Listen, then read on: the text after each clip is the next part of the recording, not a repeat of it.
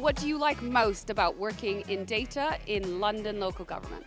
I would say that it's probably the breadth of things that we could do and projects that we work on in data. You know, you could be doing some sort of analysis on waste data one moment, and then next you're working on adult social care data. I think it's because the skills that my team can actually make a difference to Londoners' lives. So you can see living in London, travelling around London, you can see the impact of what you're working on.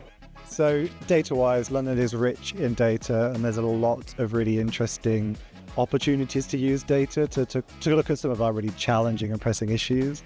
So for me, it's the value of bringing the data together to look at how we can jointly tackle some of those issues across London and specifically in boroughs as well. I think working with data in local governments really is a career opportunity for anyone out there. You're dealing with large amounts of data, and it's one of the very few opportunities you can deal with enterprise data. And when you're dealing with council data and working in the public sector, you really are making a difference there. You're not there just to make a profit, you're there to make a difference in people's lives. Previously, my career has been in mostly in the private sector, and what I really love about the shift to local government has been the focus on implementation. It's often a lot harder to make change happen, I think, in local government, but when you do, you're actually really impacting something that changes resident lives. Jay, what is the most impactful project you think you've worked on? We've been doing some really interesting work on rough sleeping, bringing together data to help understand how people move through the rough sleeping ecosystem so we can design better services and interventions to support those people. So one of our projects is the High Street Data Service. We've collected about 36 organisations together to purchase really detailed information about how high streets are doing in terms of footfall and spend, vacancies, all that sort of stuff.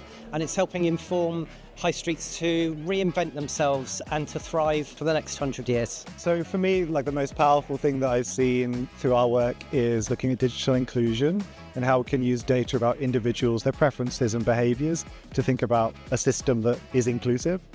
And a lot of the time, I think that's a challenge for us to do because we're thinking about things at the individual level, but in London there's an appetite to think about the system, and so for me that's a really exciting space to be in. So a project that I worked on with my colleagues recently and other organisation is we got a pilot up and running to implement a model that identifies households in our borough at risk of homelessness. We're reaching out proactively to those households to offer them support. Jay, if you are a London local government Lottie member, what can they expect from Lottie? So we have lots of really exciting projects coming up in the data space. We are doing work with housing on damp and mould sensors. We're continuing our work in rough sleeping and expanding it into homelessness more generally.